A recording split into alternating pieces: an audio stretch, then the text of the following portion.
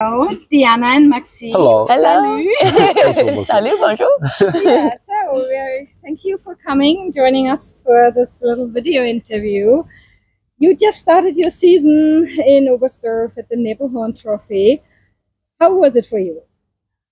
That was pretty good. Yeah. For the first pancake of the season, it was pretty good. I said I would eat these pancakes. They were pretty good.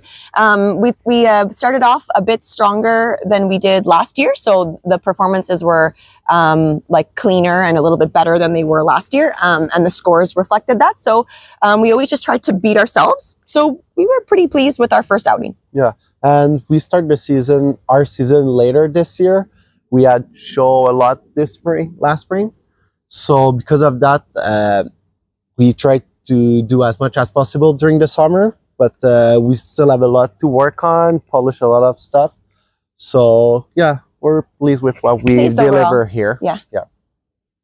You come off a very successful season, and that was crowned by the world title at home in Montreal, not only in your country, but also in your city. I think this is hard to beat. Yeah. So how does it feel to start the new season after the success? I think it goes both ways. You feel a lot of pressure to do well, and of course, coming in as world champions, everyone's expecting a certain caliber from you. And even if you come off better than you did at the beginning of the season last year, it's still not going to be enough for some people. So you have to keep your circle really insular, really small, and just work on the things that you and your team think that you need to work on to get you to the point where you want to be by March. Yes, and as she mentioned, we're gonna do always what we have been doing previous year.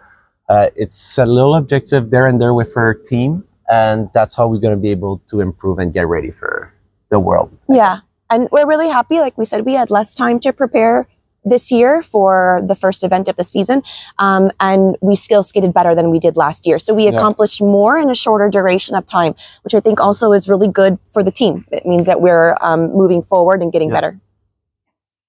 You have 2 new programs. Yes. Can you talk us a little bit through the new programs, how you selected them, the music choice, and what they mean for you? You want to start? You go. You're good. Okay. For the short program, it was my idea because there's a lot of focus on my age, which is understandable, and I wanted to lean into that even more. And so do something that with my age would be a strength for us, which would be showing sensuality between a man and a woman. This is a song by Beyonce that she covered herself. So it's Beyonce singing her original song.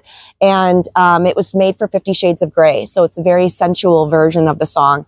And so we thought that we could portray a man and a woman in a very sexy, sensual, classy way. And that could be unique, to us. So that was where the idea stemmed from. And I'm sure it will grow as the season goes on. Yes. And our free program, we really enjoyed our free program last year. And it was based off of something literal, like a book, right? And then it was made into a movie. So there was like a literal reference for it. But this year we wanted to try to be more like the dancers, even more abstract. So we came up with a concept of water, and we built the story around that. And the story is simply that Maxime is drawn to the water, and I represent the ocean. And throughout the program, I am taking him in the water, showing him all the beauty of the ocean, all of the danger. And he wants to stay, and I embrace him in this underwater world. So as I joke, bring your goggles and your towel. We're taking you underwater with us to see all the animals and everything. And so that's already been growing a lot throughout the summer, this program, with the concept, and everyone's got little ideas. So yeah, it's really cool. We're very excited for both programs this year. And for once, nobody's dying this year. Yeah, nobody dies at the end. Yeah. Costumes are just gorgeous. Oh, thank you. So can you tell us a little bit more about especially with the free the costume? Yeah, so we use a lady named Maggie from Expressions Elite, which is in Montreal. And I do not take any credit for the costumes because I do not dress myself. That's not where I shine as a person, actually. So our coach, Josie Picard, and Alexa Knierim work a lot on the costumes. And so they were exchanging texts back and forth, ideas. And they dressed me last season and they're dressing me again this year. Yeah. I'm sure it will be the same next year too. And same for me. They're taken care of. Yeah. Yeah. Yeah, that's nice. You just got to relax and yeah. Yes. And it's Deanna first, and let's see what's going to match well with Deanna. yeah, so Ladies first. Yes, absolutely. Yes. Now there's a long season ahead.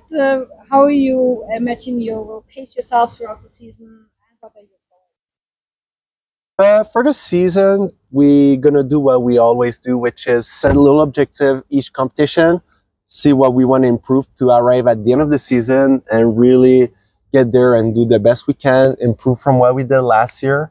And this year, it's really a stepping stone for the next season to be able to pick for Olympics. So this year we want to develop stuff and get better in our chemistry on the ice and the softness in our skating. So this is really our goal this year. While keeping our technical strong and improving, we have had a new triple this year, which is the triplets, and we have changed some lift and stuff like that. So, yeah. I think, as he said, this is the buildup of the 2 years to the Olympics, and that's really how we're thinking about it. And of course, it's less than 2 years now, but it's still 2 full seasons, almost. And so we wanted to add the throwlets this year. There's obviously the obvious addition of a second double axel that we still would like to add to. But our technical mark stays pretty strong with what we currently are doing. So if we can add to it, it'll give us even a greater advantage. But we have to do that intelligently and smartly and not all at the same time and not all at once. It has to be in increments and it has to build. And it's going to be a build over a 2 year or, season and a half process. Speaking of the Olympics, how is citizenship? My citizenship going, yes. So, okay, well, I have my PR card, as everyone knows. And then right now, we refiled the citizenship application because they requested something specific from it. So it's currently in the hands of the people that can approve it. So hopefully there's magic happening back in Canada right now. But I'm super thankful to the person who started the petition for me, for my citizenship. It was super unexpected and so kind of her. And I'm really very grateful to everybody who signed it across the world. It means so much to me. And it does matter. It matters. I think it's been moving the wheel in the right direction. That's good. Yeah. Yes. So you came back to Oberstdorf. Yes. You were here before together, and Deanna was a single skater, of course. Yeah. Deanna, you spoke so nicely about Oberstdorf. So what you said the place is frozen in time, but the shopping is up to date. Shopping is always up to date here. So you shop. They have such great winter gear here, outdoor gear, which is perfect for figure skaters. I know we're not skating outdoors, but we still need the warm vests and jackets. And they always have the right colors that are in season. They're always so up to date here with the shopping, but everything else is frozen in time. Nothing else changes but the shopping, which is perfect, really. And even the cow walking, as we were getting to the rink, we got with the cow. It's always so nice to see. Yeah, today we were almost late because we had to wait for the cow pass. So what would you, what did you get for yourself? Maybe winter gear? Yes, winter gear, like a jacket and vest. Yes. Yeah. Same, and for coaching also, it's cool because you can move well in it, but keep you warm. Yeah. Did you also have a chance to go up the mountain? No, we always complain about it. We never have but time. I know. Maybe now. And well, we have another interview and then the show, so there's never time. No. I said what he said when he comes back for coaching here, because he wants to coach when his career is finished. He goes, "I'm going to go up to the top." I go, "I'll come with you that time, and I'll come with you to the top of the mountain." I've been wanting to go 4 times. I've been here. I've never gone to the top of the mountain. I want to go do the skydiving also. Yeah, me too. Yeah.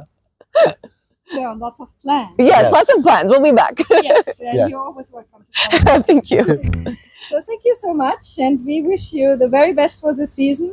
And we are looking forward to seeing you in your events. Thank you so much. Thank you.